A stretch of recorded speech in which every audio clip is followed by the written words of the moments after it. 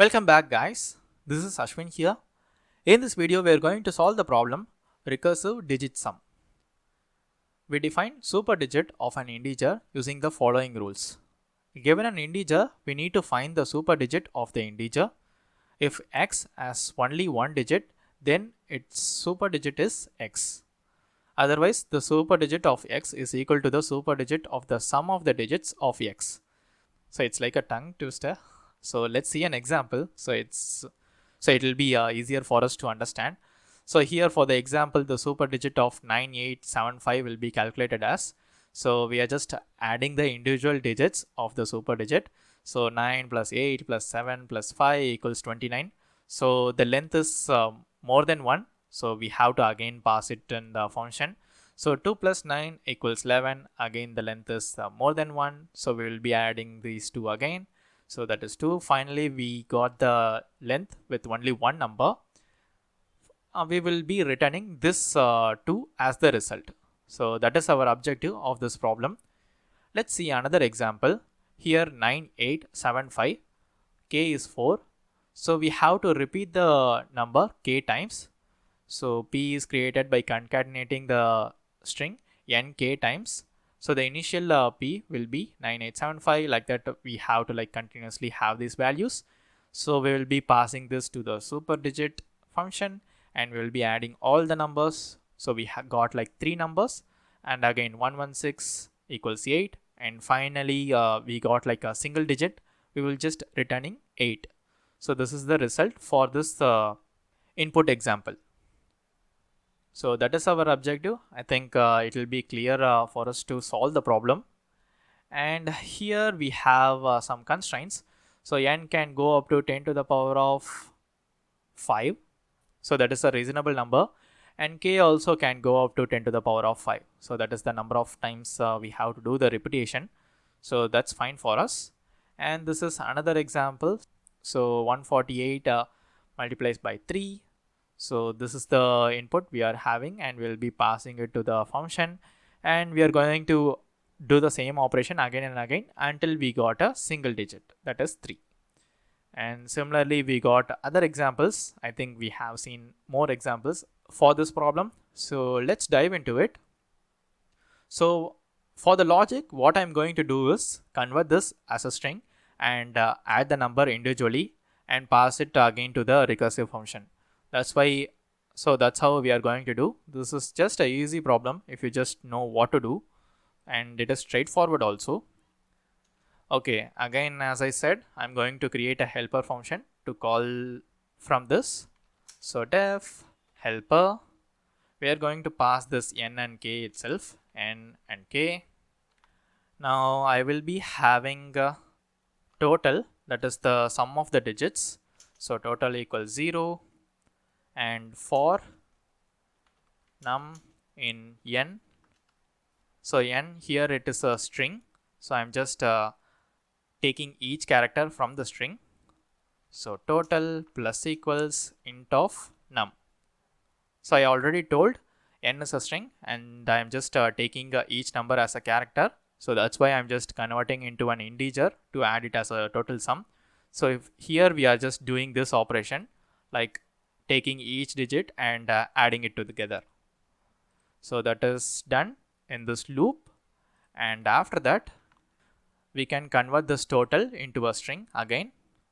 So total equals str of total. Now we have to check it. If length of total equals 1, that means we got our result. So we will return total. So in the end, if the length is only 1 means, so we will be returning 9 for this example. Or else we will be returning, again we will be just calling the function helper of total comma k. I think we are not using k here. We will just remove this. So this is the whole recursive function we are having. So this will just call the function again if we have more than one digit. So for this example, after this it will call super digit. that means helper in our case. So it will just call with the number 18, and again it will just check whether it is a single digit and return the total. Like that it will keep on going. I'll also show you an example with the paint. And finally we will be just returning helper of, okay, before that we just need to do something.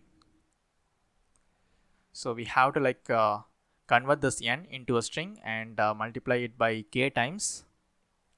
So I will call it as p equals string of n multiplies k. So this will give us the new input, and here I will be passing the p. So this will call the function and return it. Let's run the code once to check whether it is working or not. As you can see, the sample test case is passed. Okay, now let's see some example, so it will be easier. I think here itself we can do it. So initially we will take which one as an example. Okay, we will take this input itself, 123 3. So this is n and this is k.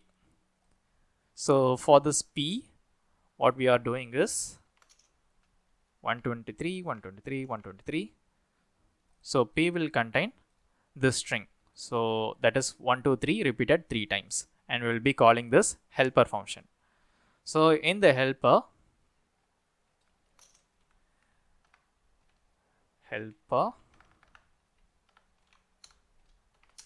so now we are just taking each one as a character and adding the total.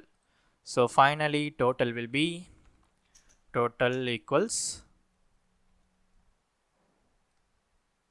so this thing, and this will be 18.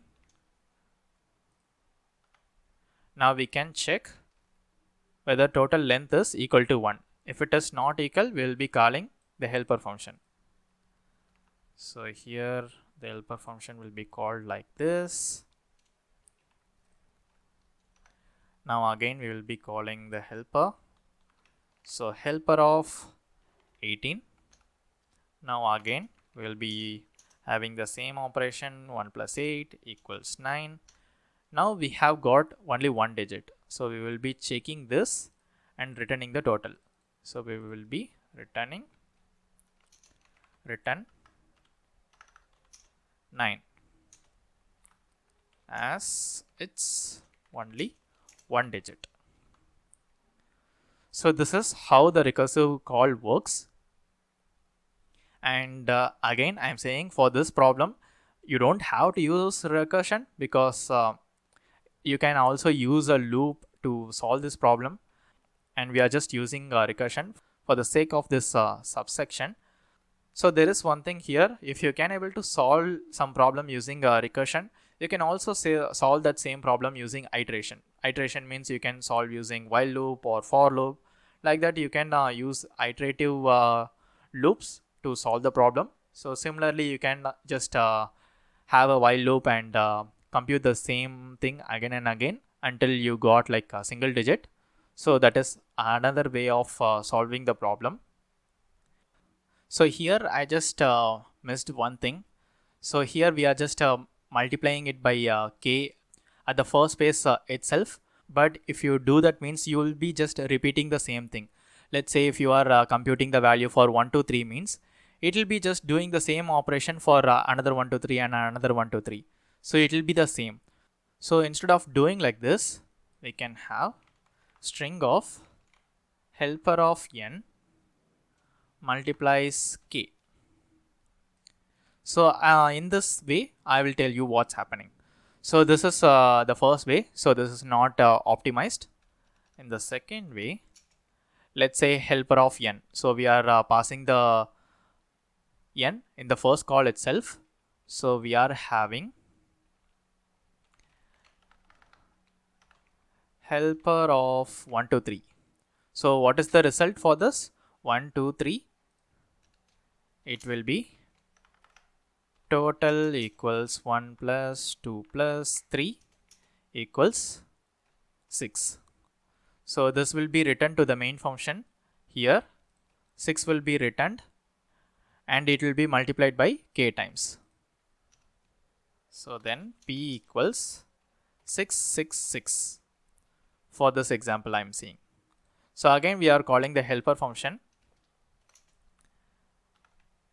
helper of 666. So this will be repeating the same step here. So the total is 18. Again this will be following this same steps. So if you add these three, it will be 18, and after that the total will be 9 and we'll be returning 9. I'll just tell you why we have to use this. So total equals 6 plus 6 plus 6 equals 18. Let's say we are having a large number. So here we can have this large number 10 to the power of 5, so that until that the number will go. And if you go for that number means you will be doing multiple addition operation repeatedly. If the k is like, let's say 1000, so you'll be doing 1000 times the same operation. So to avoid that, we are just calling the helper function at the start to have the single digit. So it will be repeated k times like here. So in the next call, it will be like a smaller number. So this will be easier and it won't cause you a timeout. So before that, it has been terminated due to timeout in the previous logic. Because of the single line optimization, we are going to solve this problem. So this is optimized code. Let's run it once. Let's submit the code now. See, now we have solved the problem without any issues. If you just run the code previously means it will just compute the same thing again and again. Because of the higher input, it will just fail due to timeout. Because of this one optimization, we are saving a lot of time. So try to find some repetitions. So as you can able to see here, this k is like a repetition. If the k is higher means we are just doing the same thing again and again. So that is the only difference. So I think this kind of approach will be useful for many problems. Try to remember this, and this will help you in a lot of ways. And that's it guys. Stay tuned for the next video.